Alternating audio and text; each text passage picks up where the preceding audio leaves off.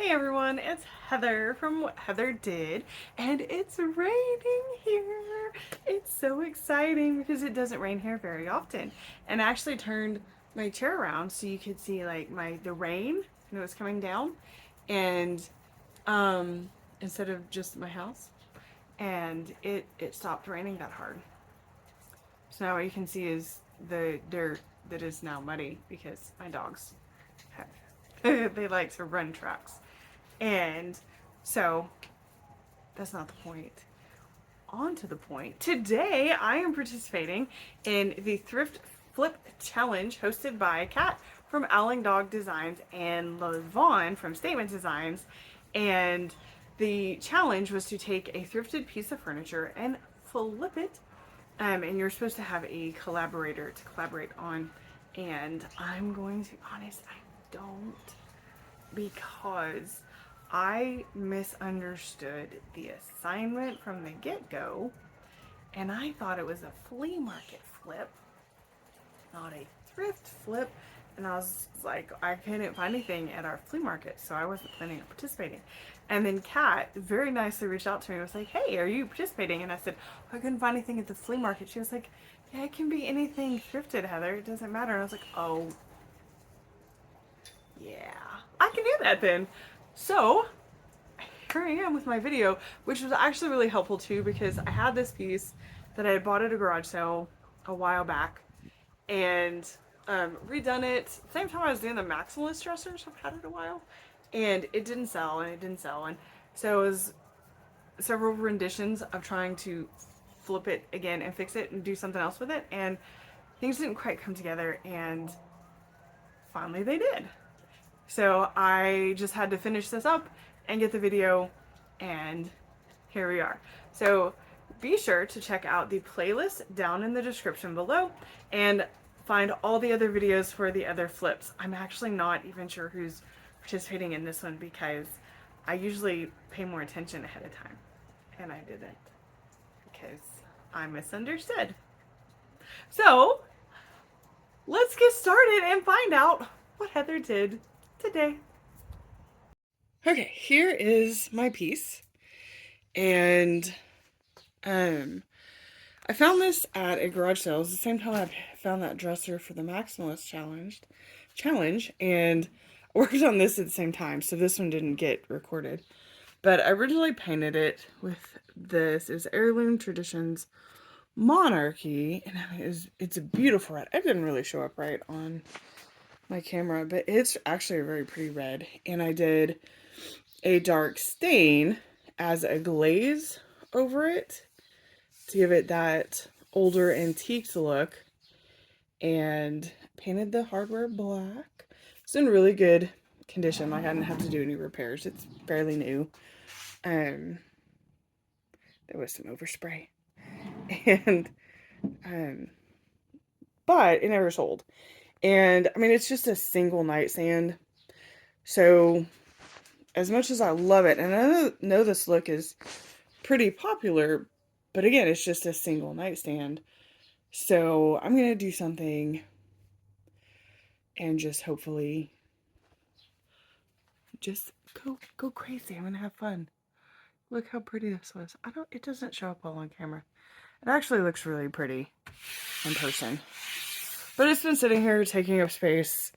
I've had it listed for a while. I keep relisting, and I get a lot of clicks and a lot of questions. I tried adjusting the price and all the things, and it hasn't sold. So we're gonna do something different. Okay, so the first step is gonna be to remove the hardware. This was kind of interesting. It was there's just the one screw holding the knob on. It's got that plate on the back, which is actually kind of nice because it would keep you from scratching the front. So yeah. And I did wash this. It sat for a long time, so not washed it, but I wiped it down real good to make sure we were dust free.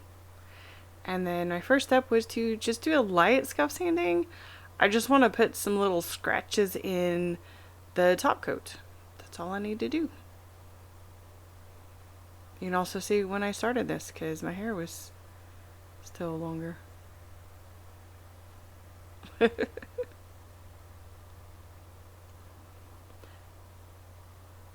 after I sanded it, I wiped it down, and then this isn't actually primer. This is a paint sample that I had. It's like a grayish white color, and I was like, oh, I bet that would be a pretty base coat and help cover up the red. See?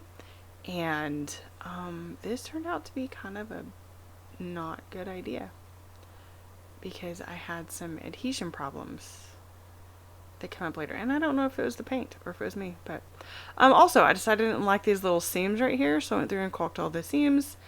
And this is a clear. It dries clear. It starts white, but it goes clear. So if you're ever doing that, just know that it starts white and then it goes clear.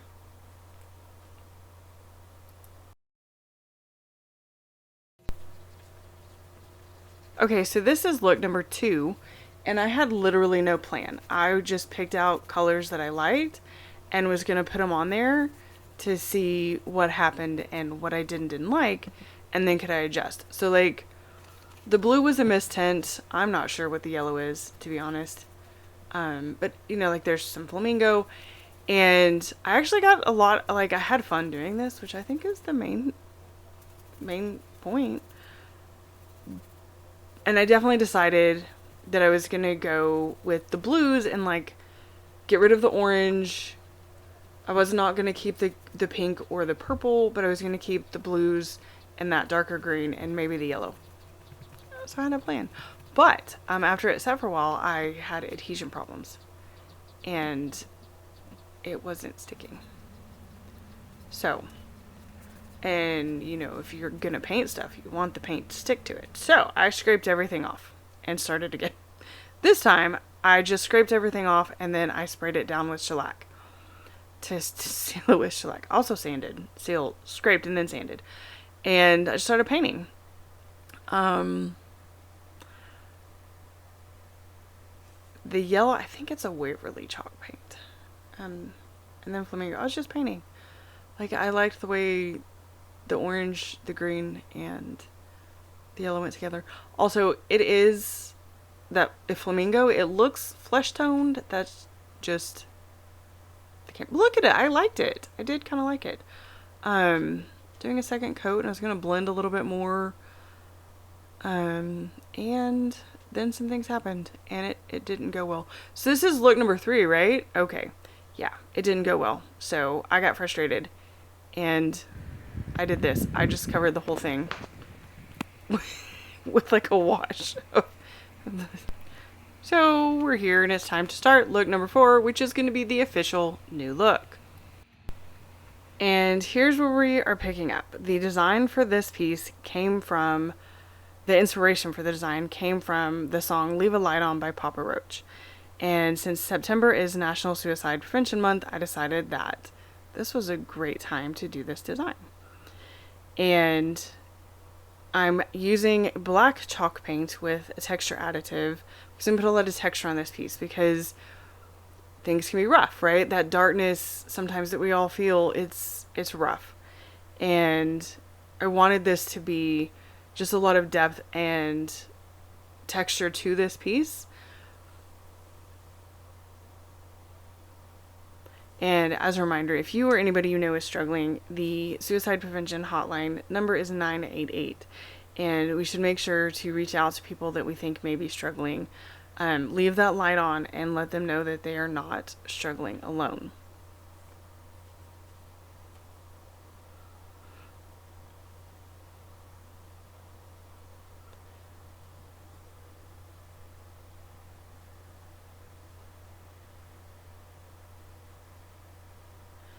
Okay, and here's a close-up of the texture. This is the base of my design.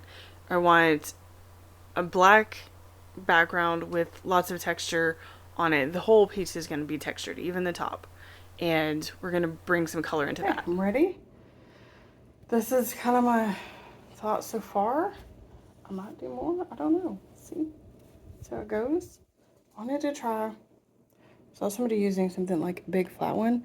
This is a cheap one from Walmart, but I'm going to try it just to see how it goes. Because you don't know unless you try.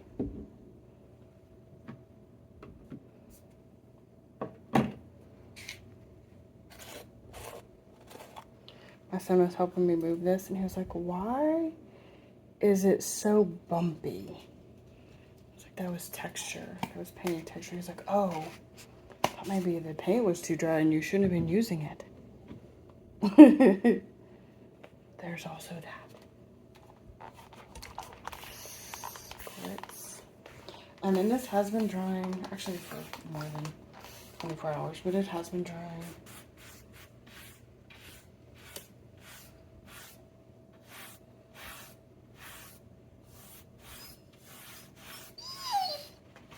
I don't know what you're fussing for.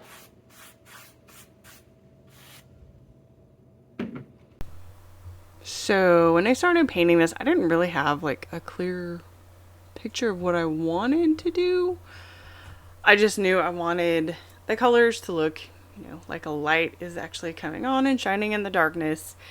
And I do know that this isn't like exactly what a sunrise or light shine would look like in the dark, but this is what I wanted the colors to be. So, and I did know roughly the shape. So I started by brushing on the paint. And I kind of liked the look I got with dry brushing, but wanted more. So I just put paint on. And same brush for everything, just added paint, mixed it, didn't care.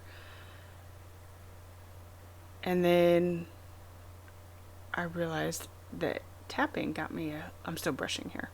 But then I realized that tapping got me the look I wanted a little bit more. So I just started tapping, which is a lot of work. Just tapped. Dip in the paint, tapped, mixed paint, same brush. And I'm making kind of like a curve shape. The idea is to make it look like, light shining out.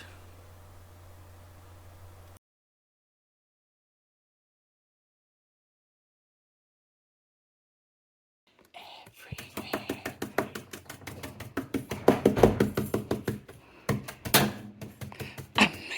I'm making such a mess. That's fine. Stay. Wow. Okay, I need to.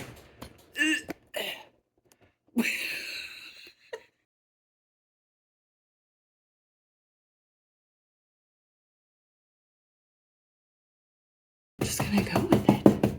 It's gonna be fabulous. It will all somehow come together. I don't know how, but it will.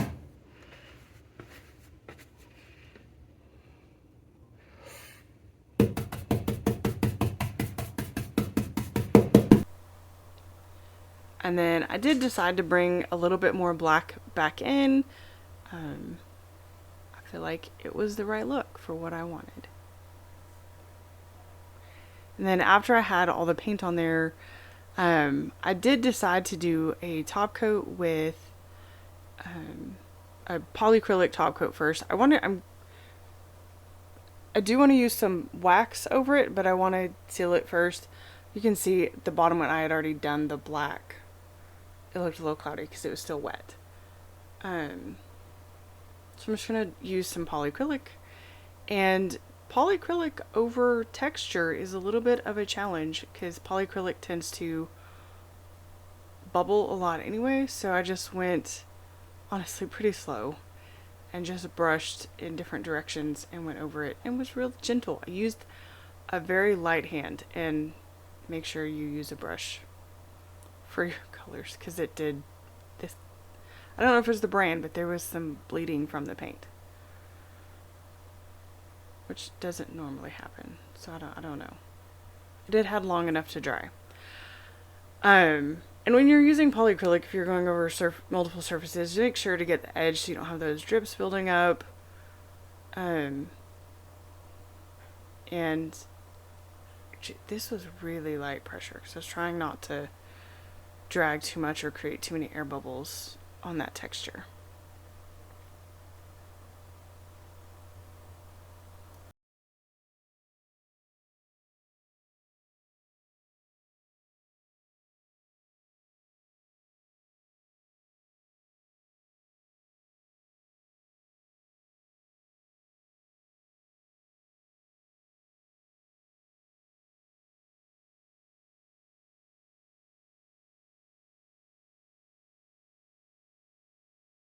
And from this angle, you can see where I missed a spot and kind of dragged a little bit. But it's okay because I did 2 coats total of the polyacrylic and let that set before deciding to go over it with wax. And the polyacrylic, 2 coats, had plenty of time to set. I'm waxing over it, and the reason I did this was so that it would have the protection of polyacrylic, but the look of wax. So it'll have that sheen that wax gives it, but it'll have a little bit more protection and longevity than I feel like I usually get with wax, because I'm not planning on keeping it. I don't plan on it, but who knows.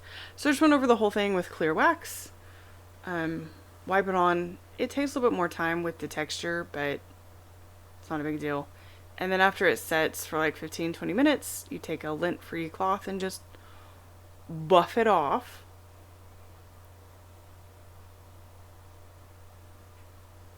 And definitely make sure it's lint-free on this because the texture like catches everything.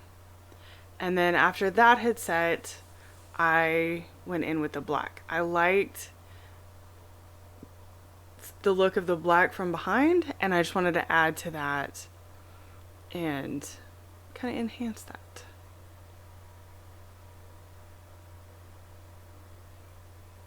Also did end up painting the sides of the drawers black and doing a little surprise on those. I'll show you in a bit. But I went over the whole, well, went over the black spots and the edges and stuff with the black wax to really just emphasize the texture there and kind of the creases and the folds in this. And then again, once it sits for a little bit, wipe it back. And because I'd done the clear wax, and honestly poly too already, because the chalk paint was already sealed, the black wax was very easy to remove. It was also a little bit too easy to remove, so I did have to go do a couple different coats and to make sure I got the look that I wanted. And I'm wiping back right here where I wanted a little bit less, but in some of the areas I build up a little bit more than I want and then wipe the excess away later. Just kind of, this is more decorative to get the look that I want, and I just go back and forth until I'm happy with it.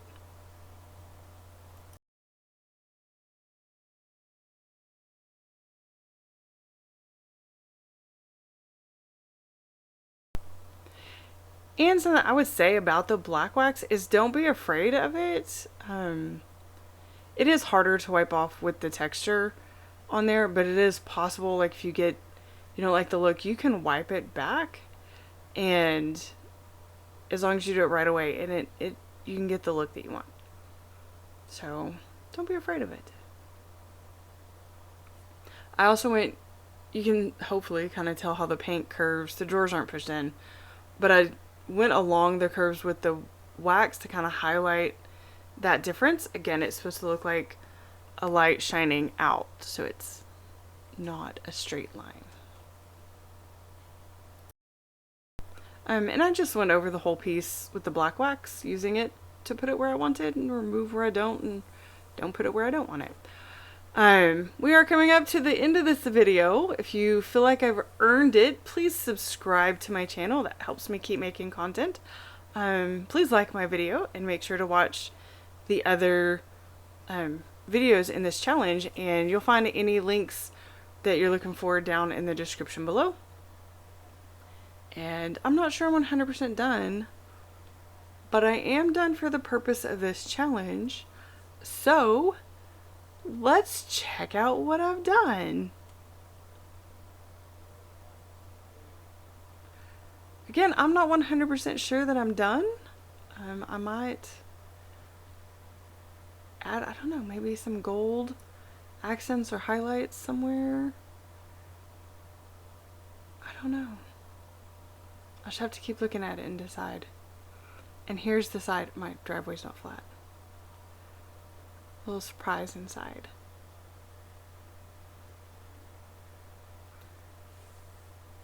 So anyways, I had a lot of fun with this. I would love to hear your thoughts on this.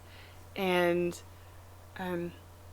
again, September is Suicide Prevention Month, so we can all do our part. And if you are struggling, please do not hesitate to reach out to 988 and get help. And that is all for today. So be sure to stay tuned to find out what Heather does next time. And as always, thank you for watching.